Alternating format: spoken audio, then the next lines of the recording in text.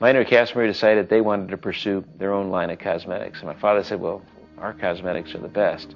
And they began to argue amongst themselves. And then they decided, well, if that's the way you feel about it, Renborg, you market your cosmetics, and we'll market our own line of cosmetics, and we'll give distributors a choice.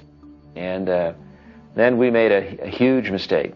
The company decided to cut Meitinger and Castleberry out of distribution of not only cosmetics, but Nutrilite too. The exclusive distributorship contract was canceled. Meitner and Castleberry obviously got an injunction to stop that from happening, and they ultimately prevailed. But now the tremendous dissension and the loyalty. Some people are loyal to Nutrilite, some are loyal to Meitner and Castleberry. Top distributors like J. Van Andel and Rich DeVos decided that they had better protect themselves. They had been distributing Nutrilite for 10 years as part of the Jari Corporation, during which time they had developed one of the largest Nutrilite distributorships in the country. Tired of the delays and confusion, they decided to set up their own sales company. They called it American Way, Amway. And Jay and I said, you know, we like this marketing system. We're going to stay with this. We're going to add a few products of our own and just see where that takes us. And so that's how Amway was formed. We continued with our Nutrilite business. We never interrupted our relationship with Nutrilite. We just put our focus on these new products, soaps and cleaners and all-purpose products of that type. Not only did Amway borrow from the multi-level marketing methods Carl was using, they perfected them. For instance, Nutrilite had never figured out a way to get rid of distributors once they stopped selling. You know, once you were a distributor, you were always a distributor. We had 80, 90,000 distributors. Amway, when they looked at this, we have to put some qualifications. In order to be a distributor, you know, you got to sign up each year, you know, as a distributor to get reauthorized. So that helps clean out the deadwood. Amway also streamlined the profit-sharing plan to make it more beneficial for everyone. The company became a tremendous success, selling a wide variety of products. Nutrilite, on the other hand, was struggling. Castleberry and Meitner began to fight amongst themselves, and Castleberry retired, and that was the Meitner Corporation, and everybody was fighting with everybody. And finally, negotiations were commenced with Meitner to see if he wanted to sell out. And he was ready to bail at this time. And so in 1963, we acquired Meitner Corporation totally. Sam Renborg joined Nutrilite a year later. Carl was 77 and was phasing himself out of the day-to-day management of the company. He left that to his wife, his son, and a board of directors. And we began to get back to basics. And back to basics meant getting out, talking to people, holding sales meetings around the country. And we stopped the downside and began to grow the business again. And by 1969, we were probably back up into the $12, $13 million range, and things were looking pretty good again. And while Sam focused on the family business, Carl continued to chase other dreams. I think where most people might kick back, put their feet up and light up a cigar and say, I've made it, he was thinking, what can I do with this wealth? Now I can see the world. I can see these places that I've never been, the Middle East. I can go see the Dead Sea Scrolls. In fact, he actually funded some of the research on the Dead Sea Scrolls. He also funded a group trying to prevent the deforestation of Northern California. And he spent months attempting to harvest plankton and then concentrate the protein to make a pill to prevent malnutrition. He accomplished it, but it was very expensive, and Carl scrapped it as an unfeasible idea. Carl was also able to take care of one lingering bit of business. He had his limo driver pull up to the boat shed on Balboa Island, where he had fled in the middle of the night. So I strolled out to the car, and in the back seat sat Carl Renborg, whom we hadn't seen in 15 or 20 years. And he asked me to sit down, and he said, I remember leaving your dad's office shop, and I owed him some money, and I'd like to pay him back with interest. Ed says, well, you know, we wrote that off 20 years ago, and Carl says, well, I understand you're a yacht broker now.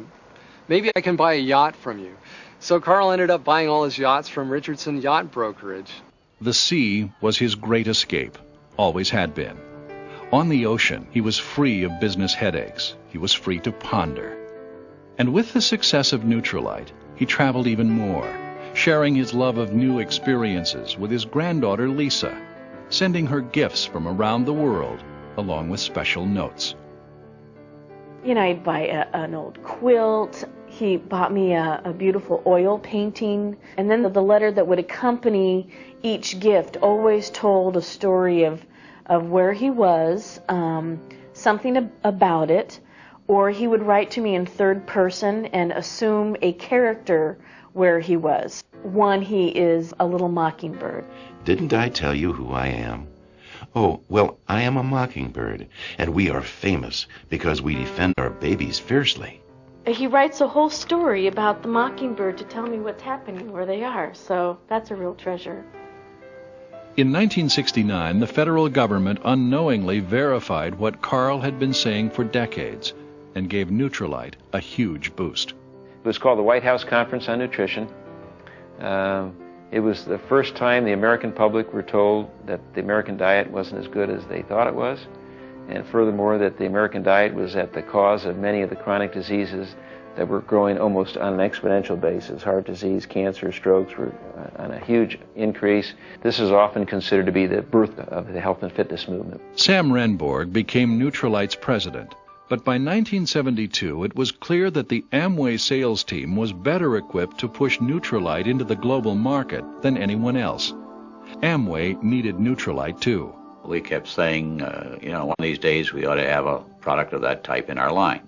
So then it was a question of what were we going to do to get such a product, and Jay and I both agreed that the best thing to do was see if we couldn't make a deal with Nutrilite, because that was the finest product on the market. Negotiations began, and Carl eventually sold the business to Amway, with Sam Renborg remaining as Nutrilite's president.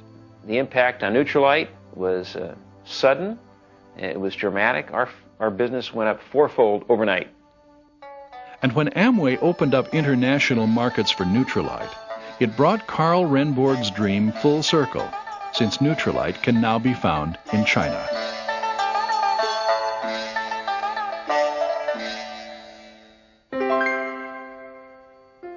Now, this was a guy who really was on to something big. And so it's thrilling to see his dream fulfilled a little bit more these days, as we're able to take it all over the world, which was his vision, that he could bring better health and better nutrition to people everywhere. Just months after the sale, in January 1973, Carl Renborg died at the age of 86. Today, Nutrilite is selling over $1 billion worth of supplements a year. His idea, often ridiculed, has been validated in overwhelming fashion. The eccentric was actually a visionary. Carl Renborg had chased his dream, and the result was exactly what he had hoped.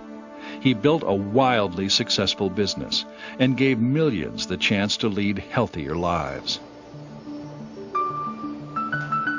And his dream still lives on at the Carl F. Renborg Agricultural Research Center at Lakeview Farm, where researchers continue to look for the best way to grow foods organically. All of it, from Nutrilite to the research farm, stemmed from Carl Renborg's huge curiosity.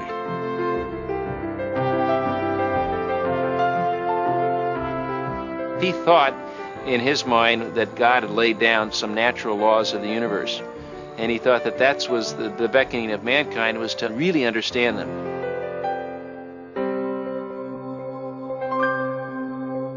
He loved nature. Nature fascinated him. The wonders of the universe. Yeah, that was his passion.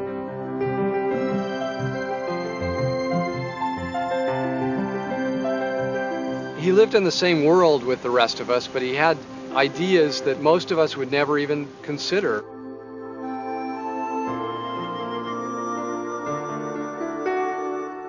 He was one of the most intelligent men I've ever met. And he was never satisfied with anything. He used to tell me that, he said, if you have a dream and you're willing to pursue it, that dream will someday come true. You know, he was not a believer of, short-term goals. He was much more of a believer of having a long-term goal out there and a vision. And then if you were willing to throw yourself into that thing, it would happen someday.